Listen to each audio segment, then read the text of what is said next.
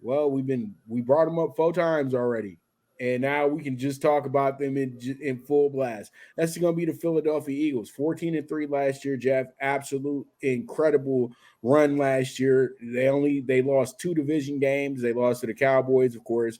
Then they lost that uh, game to the Commanders, who everybody thought the Commanders had shown us the defensive playbook on how you stop Hurts, but it really wasn't. It just was a divisional rival game. And then you know what? I think the most thorough game that they really were out of wits with and out of place with Saints. They got dominated by the Saints in that third loss of the season. And I think that pretty much when you look at the Eagles right now, it's a lot of hype that's going into this situation. It's a lot of it's a lot of different elements that play into the it's a lot of different elements that play into this version of the Eagles. Now they're without both their defense and offensive coordinators, who I felt like were analytical guys anyway. And then they have a head coach that is pretty much a robot. He acts like he's not, but the computer pretty much calls all the plays. Let's just keep it real. Howie Roseman feels like he's the head coach of the team. Let's just he thinks he thinks he's the quarterback. To be honest with you, you know how I've never seen a general manager take that much credit for the guys he drafted. You know what I mean? And I always say, yeah, you saw the talent, but that guy had to show up. So it's really on that guy to show up. You know what I mean? So let's not play the game like you're some messiah of drafting, because you're not. You know what I mean? And I feel like the Eagles did very well last year, but they went over and beyond the true expectations of what they truly were supposed to be. And sometimes when you overachieve, it happens with a big fall the next year around. We've seen this movie before, Jeff. Carolina Panthers. Remember them? Dominant offensive line, dominant defensive line. Defense is just remarkable. They came back the next season, barely made the playoffs. Jalen Hurts is just like Cam Newton. He's doing everything perfect. He's doing everything right. Everything's just going so well. But can he really put the ball on the money when it's time to put the ball on the money? Can he really make those tight throws in those tight windows? The guy gets a lot of help because he has 2 exceptional wide receivers. If you give him the wide receivers that were on the Houston Texans last year, he has the same record as the Texans from last year. So there's a lot of things that help this ultimate team. They are an ultimate team. But this year, their coach has to show us that he knows what he's doing out there and not just out there making faces on the sideline, because now he has to be more accountable. And when they make mistakes, they're not going to blame the team. They're going to blame him. And I don't know if he has the real withal to be that type of coach. I think that he got a little lucky last year, and he knows that. Now he has to show us, does he really know what he's doing out there? And we've been at this movie before. We've been here before, where you get excited about this new young coach and he feels right, but then things just don't go the way that you want it to go. And do they look like a team that can get back to the Super Bowl? Of course, they're built for that. But when I look at who they truly are and know their history, I know that the Eagles are going to regress next year. I know this year. And I look at this 11 and a half, and it's an absolute just ha, Jeff, in my opinion. Minus 165 to win a division, ha. It's hilarious because you're overvaluing them. You shouldn't do that. You shouldn't do that. Yes, they have great players, but they're all a year older. And this team was very fortunate that everybody stayed healthy.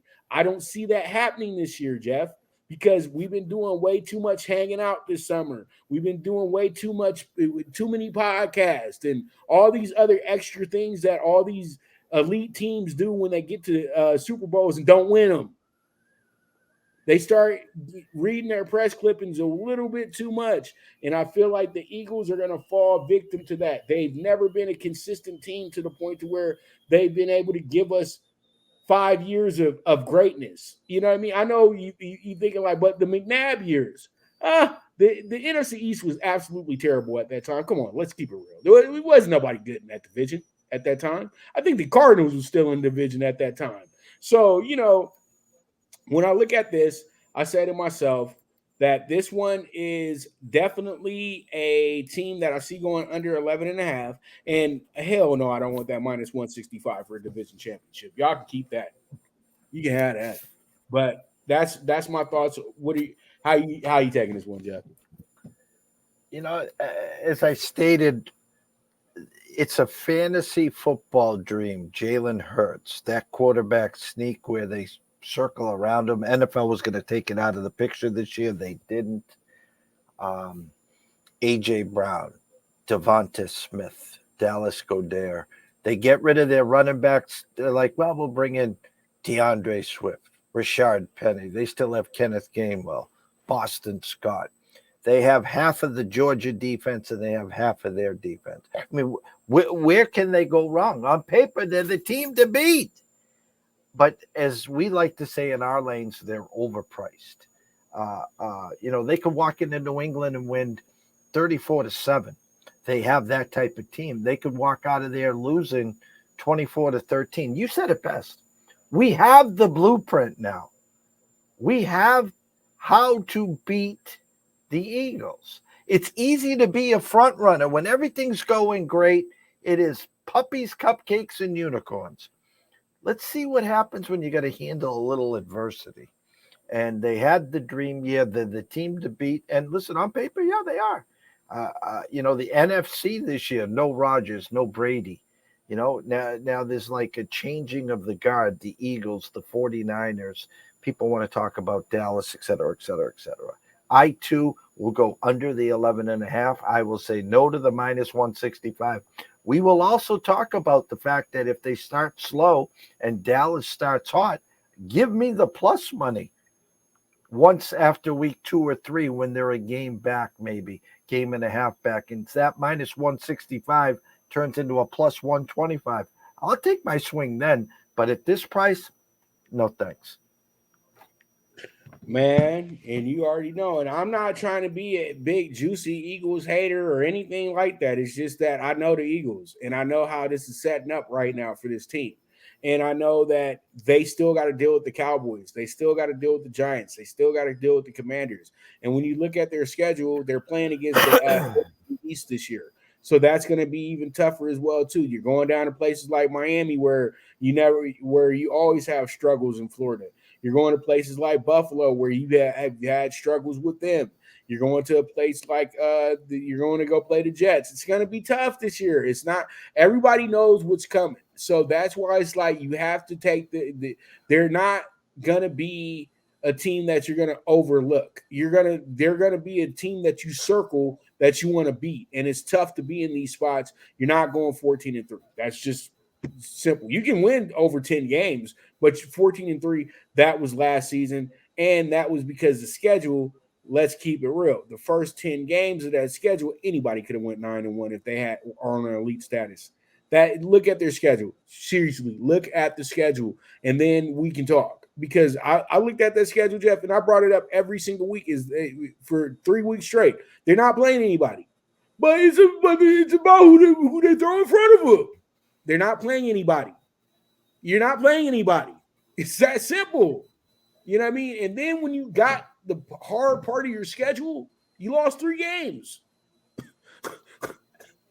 I mean, look at the playoff run. They faced a Giants team who they dismantled, and then they faced the San Francisco team on the first drive or the second drive had no starting quarterback. They were down to the third string quarter. McCaffrey was quarterbacking.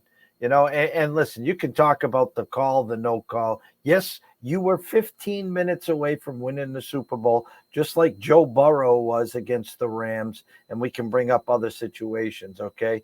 You lost. You had a great year, a great regular season. You were the NFC champs, and you won the first 45 minutes of the Super Bowl. You didn't win the last 15 minutes. And so now, again, we haven't even brought up the Super Bowl hangover. And that will see how strong this team is mentally, physically. You know, how do you handle adversity? Do you take that last 15 minutes, bring it with you into the offseason, and take it out on everyone else?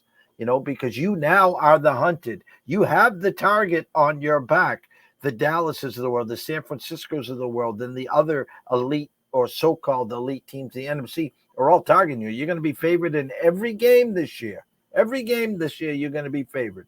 So remember that. So we'll see what happens come playoff time. All right.